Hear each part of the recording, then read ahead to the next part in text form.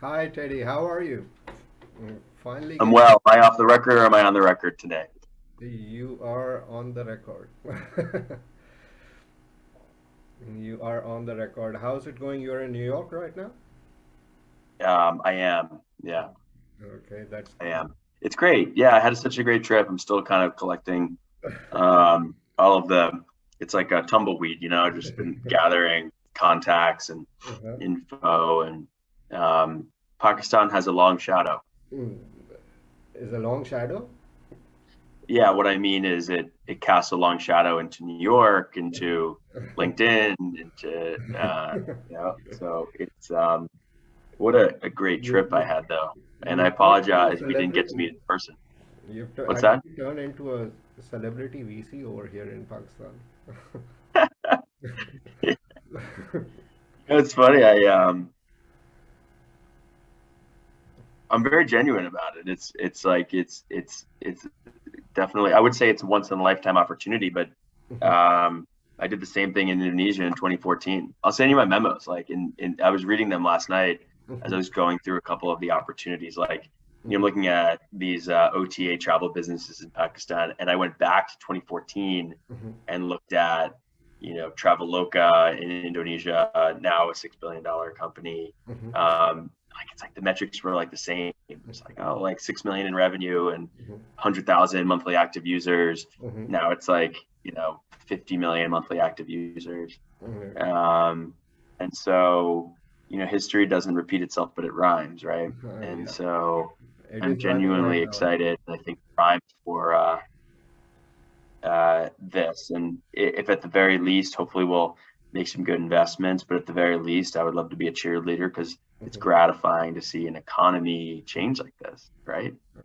As they say, connecting the dots, looking backwards is a lot easier, but I think the dots are, for me, my experience in investing in technology in Asia really started in college. I, worked in China in '08. I ended up working at Goldman in the technology group in San Francisco during the time of the Facebook IPO, during the time when we were doing M&A in Silicon Valley financings, and saw the rise of Asia broadly. And then when I moved to SoftBank in 2013, I was fortunate enough to have a glimpse into what was happening in India and Japan, and most notably Southeast Asia, where I'd helped set up a set of funds to do investing in 2013, 2014 in Indonesia, Philippines, Singapore, Malaysia. And in setting up that fund, became really just enthralled by the opportunity for basic digitization, which I think one of your guests has talked about before. The notion that large portions of GDP are being controlled today by relatively analog, Yeah, paper-based, yeah. process-oriented companies, and to encode business processes into software is actually a relatively new Yeah. phenomenon in large swaths of the economy. And so I break it down into three triangles, and I kind of did this while I was in Indonesia in that 2014 2015 timeframe. So to set the stage, it's the Iron Triangle, which is e-commerce, logistics, and fintech. It's what I would call big digitization, which is real estate, prop tech, healthcare, and education tech. Effectively, huge portions of GDP that can be done better by being written in software.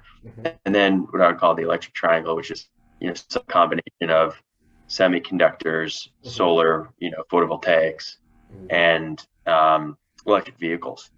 And with those 9 points of the three triangles, I think you got to cover a big portion of these economies that are undergoing more change in the next 10 years than they have in the previous 100. And Absolutely. so I got introduced to Pakistan because I was, at SoftBank back in New York. I was doing, WeWork cleanup in 2018, 2019, and I got introduced to initially Airlift and then the team at Bazaar. And it reminded me of early days at this company, Tokopedia in Indonesia, where you just had this amazing culture and timing moment, where Saad and Hamza were beginning this B2B e-commerce. They borrowed some of it from other regions in the world, India, LATAM, Indonesia, but it was uniquely Pakistani in the types of goods they represented and the types of FMCGs they did business with. And reminded me of how Tokopedia built an eBay of Indonesia that is now, 6 years later, grew from a $200 million company to a $23 billion company representing 3% of Indonesian GDP. Yeah. Pretty amazing, right? That could happen so quickly. And so I met them and, did a pre-seed investment. And thank you to Alter Global, who's been a big proponent of Pakistan as well, and followed it. And so, over 2 years, and I don't hesitate to say that it actually made a big impact on thinking, to join Antler earlier this year. So I joined Antler at the beginning of 2021. Antler is, one of the largest pre-seed programs in the world, and I'm tasked with helping bring the, multi-stage. And so I run our $150 million plus Antler Global Fund. And so what we do, we kind of have a bifurcated strategy where we're investing both in the Antler pre-seed companies. We have 400 companies in the portfolio, producing almost 200 a year, over 17 locations.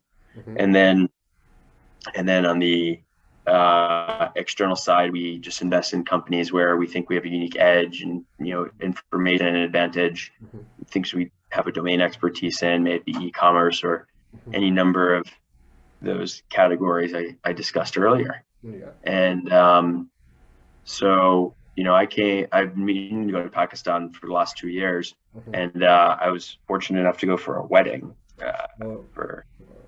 which is, by the way, I did cultural immersion and business immersion, but cultural immersion at the wedding, as you know, been to a Pakistani wedding, was was a really fun time, colorful, vibrant, enthusiastic, just an amazing set of traditions.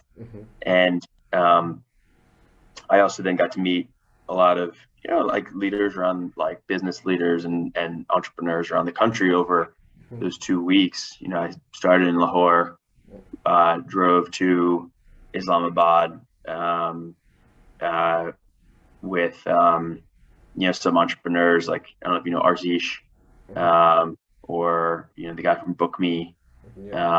And we stayed in Islamabad and met with some ministers for their perspective from the tops down. They're kind of wondering what's going on with this digitization and entrepreneurship thing. Can it help us close our budget deficit? And then the answer is probably yes, and we can go into that. But then I went to Karachi, met with some more entrepreneurs, saw the NIC systems, which were really incredible for government supported incubators. Fantastic. Was obviously reading all I could in the newspaper and Pakistan Today and Profit about all of the companies. And so our first investment out of Antler was Dubai. I think we looked at, I know Bazaar, of course, but the idea here is that medicine is an essential product for Pakistani consumers and businesses, right? So they do both B2B and B2C. And if you're going to invest in an emerging growth economy, I think healthcare is probably a good place to bet. Yeah. And Furqan also is one of those Wapistanis that I think we'd all spoken about. And we're pretty excited about that. It's not without competition, but frankly, competition will create more market awareness for online services. I think that's true in all sorts of sectors, in real estate tech with Zameen and Grana, in e-commerce. When you think about the half a dozen B2B e-commerce companies digitizing the Kirana stores, it's true in travel. And so, I think that competition actually is going to be a great thing It's for it's actually Pakistan. And it's cool. Like, I mean, I don't think I came wave one. Like, I think you have the wave prior with, Daraz or yeah. Food Panda, um, Kareem, Swivel. There's a whole set of companies that have really laid the groundwork, both from a talent and just like basic infrastructure perspective. Yeah. So this, like, you have so many alumni of those companies starting new companies, and that's what Antler looks for. We look for these Yeah. mafias, these dandelion effects, that the fact that you have a company where everyone kind of ran in a similar sort of structure, and you learn how to build a company together. Those experiences are priceless. That's more rare than finding the right idea, for sure. It's having the human capital. Mhm. So I'll stop there. That's part of it.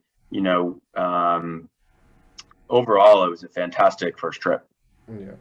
But how does it feel to be a celebrity VC? You in just a couple of weeks you're probably the most photographed person on LinkedIn.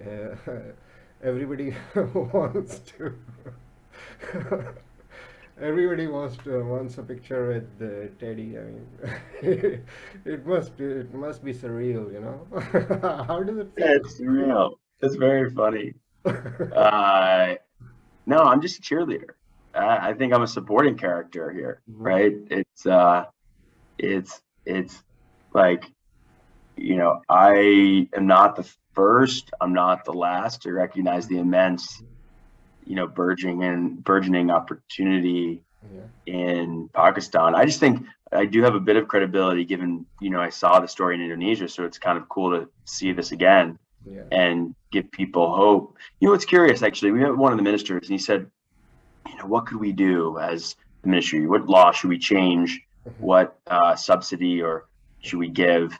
And the answer is actually, like, I think it's just showing that you're a believer really inspires people to go to work every day. Absolutely. When, Rizek Dawood at Commerce tweets, Mhm. he tweets a lot, right? Yeah. When Mr. Dawood tweets, Mhm. congratulations to Airlift or BookMe or, GXON or Credit Book, Yeah. or Bazaar, like, that means a lot Yeah. to those entrepreneurs, both of those companies, but also those others who are starting businesses. It's like, wow, like, and some senior government official is recognizing that this is a big deal, Mhm.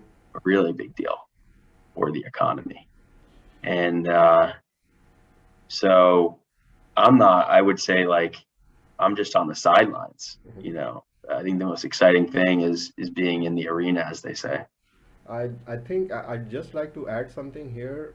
When you're talking of government functionaries, you also mentioned earlier that this digitization wave, I think the operational aspect within the government function, that is the core thing that is ripe for digitization. As you mentioned earlier, there's a lot of stuff happening through paperwork, and there's a Yeah. lot of paperwork involved, files moving here and there. So once that happens, I think that the true digitization wave is actually going to set in within the country.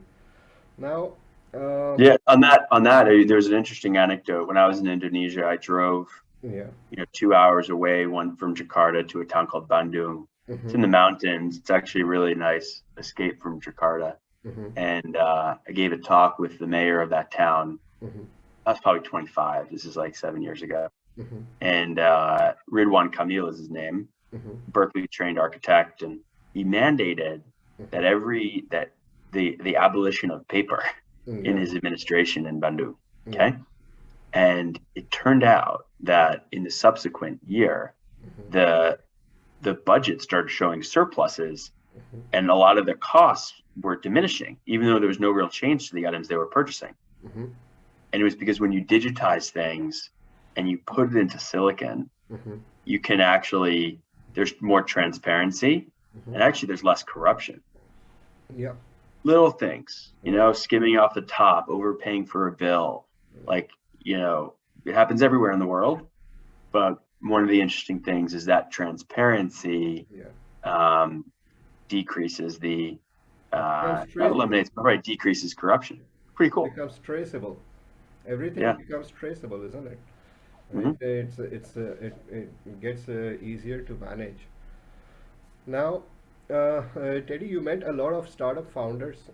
A lot of them, Antler hasn't invested in as well, right? A lot of incubation. You went through almost all the incubation centers.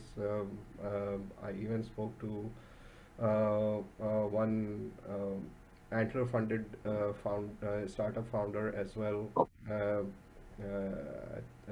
his name was Yasser Shirazi. Then Yeah, yeah, yeah. yeah, Instant. he's Instakin. Yeah, he's got a wonderful model there. I saw pictures of you with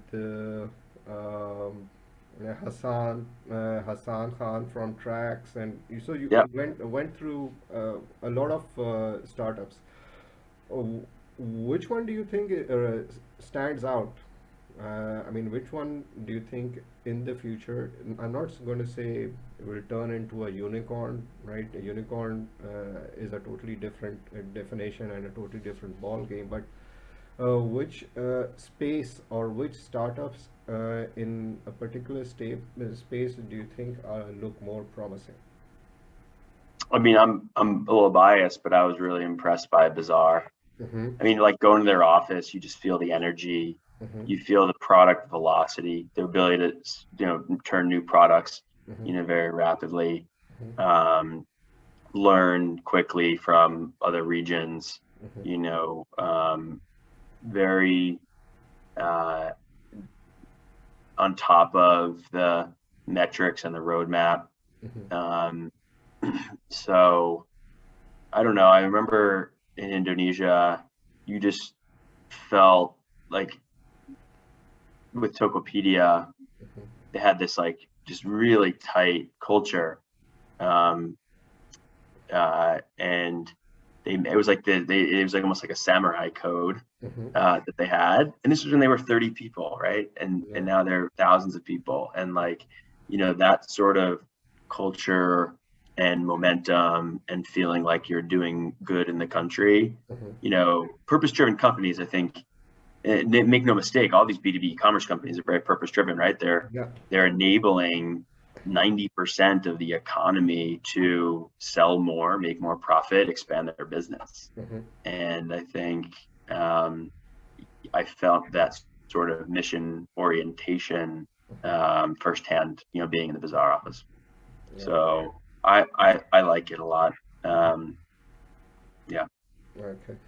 And Admittedly, I didn't meet everyone. Like I didn't meet Ikea, I didn't meet Airlift, mm-hmm. I didn't meet Zamin, Mm-hmm. probably a handful of others. But Like, Bazaar is also a portfolio company, isn't it? yeah, I made a personal investment into it. It's not an Antler portfolio company. Yeah. I was looking at your profile. You've actually made several investments personally in a few startups. So that's great. I think it's the way I learn, Mhm. like it's kind of like buying Bitcoin, right? Like, like people say, Yeah. like buy a little Bitcoin and you actually learn about how it works. Mhm. Buy some Ethereum. It's like, I think everyone should dabble in private market investing. It's a little bit harder in Pakistan right now, but if that opens up to people, even if it's small dollars, Mhm. small rupees, I think it makes a difference because it gets people into the game. And it's like, if you're an owner, you feel like a stakeholder in the growth of the ecosystem. Mhm. Now, you were actually a lot of other investors have been to Pakistan, but the good thing about your trip I saw was that you were actually on the ground, getting your hands into lots of things. I even saw a video of yours where you were trying out an electric bike somewhere. Love it. Yeah, Jolt. That was with Jolta. Yeah, Yeah, so yeah, Jolt is amazing. It's selling thousands of bikes a month. yeah. And it's capital constrained. Like, and they have a big poster of Imran Khan. Have you been in their office? A big poster of Prime Minister Khan just giving the thumbs up to Jolta. And it's curious, right? There's 24 million motorbikes. All are petrol based today. Honda has like 80% market share with the, and so you want to talk about the budget deficit, right? In Pakistan, it's like a big portion of that is coming from importation and input costs for energy. If you can switch to a more electric-based economy, like that's pretty powerful. And whether it's battery swap infrastructure or storage or solar, it all is like this like circular loop that electric vehicles play a critical role in. So I enjoyed that with Jolta. It was really fun. They make a good product, actually. I don't know what's holding people back other than just momentum. Now, because listen to this, actually, this crazy step. One, owning the total cost of ownership for an electric bike, you buy it for $600, you charge it, versus buying a Honda bike probably for less, but you have to fill it up. 1/6 the total cost of ownership over the lifetime. For electric. In the long run, it actually turns out to be a lot cheaper. It's I don't know, people might be scared of already electricity shortages in Pakistan, but it's technology. I think that's becoming better from what I've gathered. I was asking people about this, like the energy creation because of hydro and coal and natural gas. The energy mix is fine. It's the electric grid, I think, that is a bit of an issue. Actually, when the initial phase of digitization started to happen in Pakistan was basically due to the fact that the communication tools like smartphones and access to internet and all that, they were subsidized and cheaper. They were available on cheaper rates. If EVs are also promoted in that same way, I think adoption into the EV sector will be much quicker. So since you saw things up close, which spaces do you think coming 2022 are going to be seen exponential growth within Pakistan? I think these agri-businesses, you said Jia Kisan got funded, you saw Taza, there's Easy,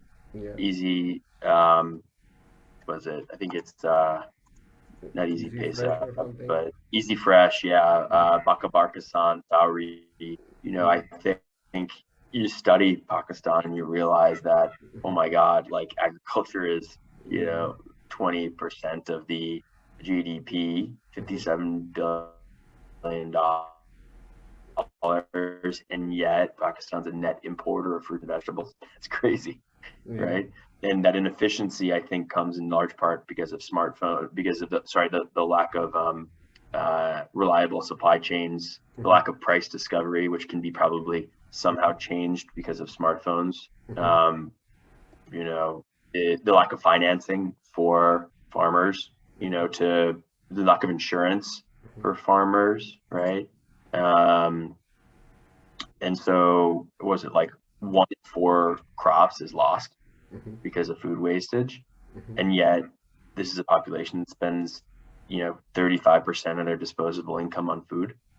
Pretty amazing. And so I think that space is just sky's the limit. I mean, and if there's any company that's going to go regional, I think it's probably within that sector as well. Like if you hone the technology in Pakistan because the market's so big, you could take it to other markets. Indonesia didn't really have that. Didn't really have as large an ag sector as Pakistan does.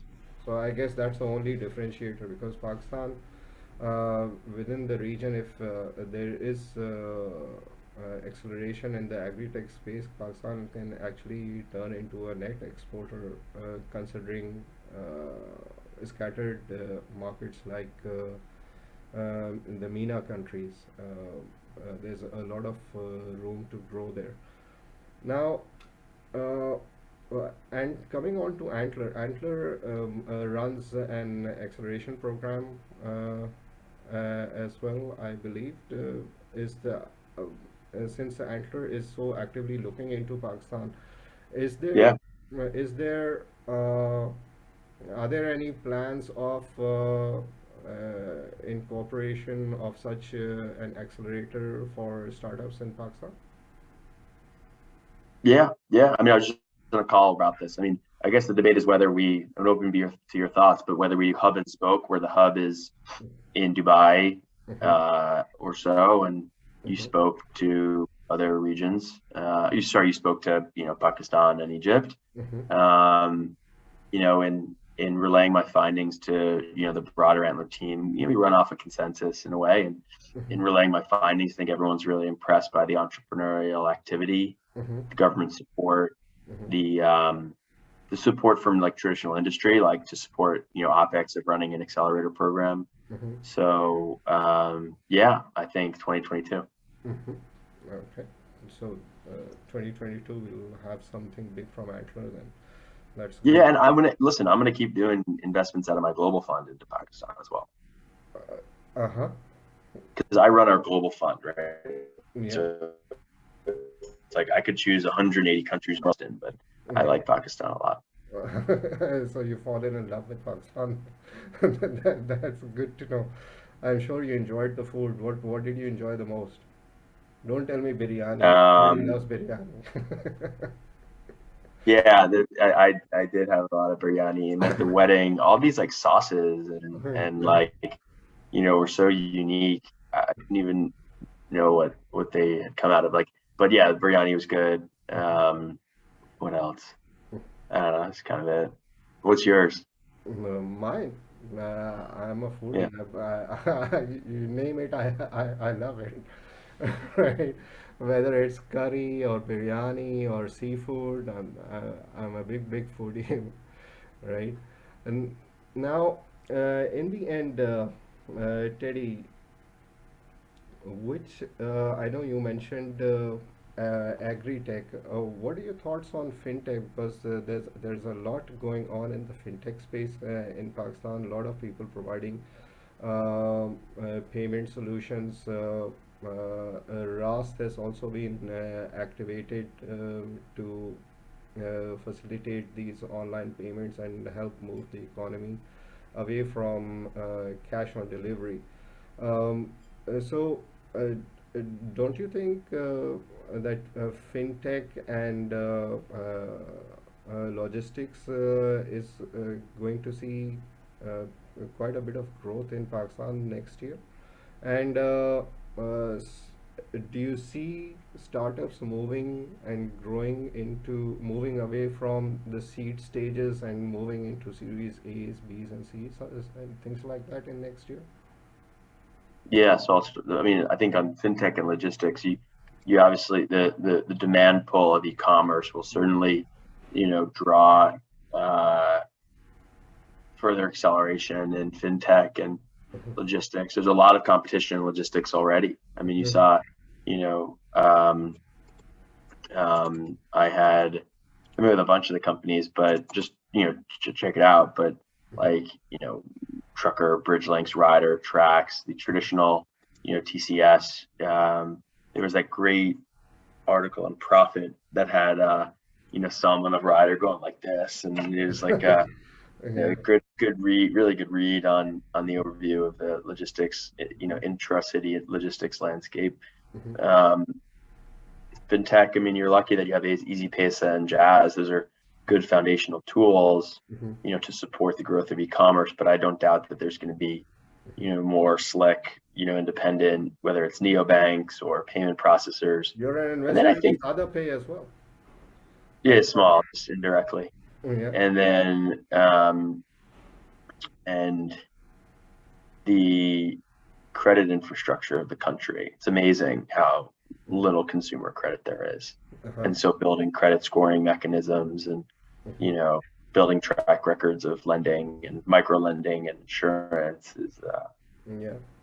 I think, all fruitful areas that will grow next year. And Mhm. then with regard to Series A's, yeah, I mean, I think you'll see, you know, again, companies scale faster than ever, right? So you could have unicorns that are doing their seed rounds now and will be Mhm. unicorns in 2 or 3 years. Mhm. And what about cross-pollination? We've already seen, I actually spoke to a health tech startup from Bangladesh that's stepped into Pakistan. Airlift is planning to start ops in South Africa. Do you see acceleration in such cross-pollination among startups? Yeah, I mean, um, listen, I think like winning your local market first is important. Yeah. So, and I do think this is the one thing I think I've learned in Indonesia. And also there's a lot of like ex-Rocket internet people whom I work with. Mm-hmm. And, backing local entrepreneurs is really important. Mm-hmm. Uh, Understanding the terrain as a local Mm-hmm. is important, I think. Mm-hmm. When you have the home field advantage, so Mm-hmm. to speak, Mm-hmm. it makes a big difference Mm-hmm. from the incursions of a large multinational. Mm-hmm. And so I think the success stories are going to largely come within Pakistan, but I don't doubt that there's going to be companies like what C is in Southeast Asia with Shopee that Mm-hmm. have, honed the technology in Southeast Asia, but frankly, like C is now in Brazil and Eastern Europe. And, I think you could have a similar sort of effect in Pakistan, at least for the whole region. I think Pakistani companies will move into Bangladesh. I think Mm-hmm. Pakistani companies will move into Egypt and the balance of MENA. So Teddy, the last question. Um, the mafia effect that you're talking about, startup founders who have been through the journey of startup culture, they come on and start companies, and obviously they are a much safer bet to invest on.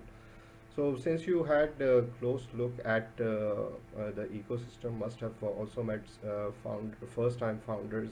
Did you see anything promising? Do you see any promising startup?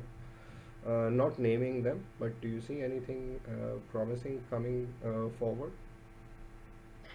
I'm not sure if you're relating these two ideas, but I think again, like, when you meet the Cheetah, Food Panda, Kareem, Yeah. alumni mafias, Mm-hmm. like pay attention Mm-hmm. because these women and men who have worked at these companies are, trained and, hungry to build something that has that sort of velocity. Yeah. It's from building your own startups, it's addicting, right?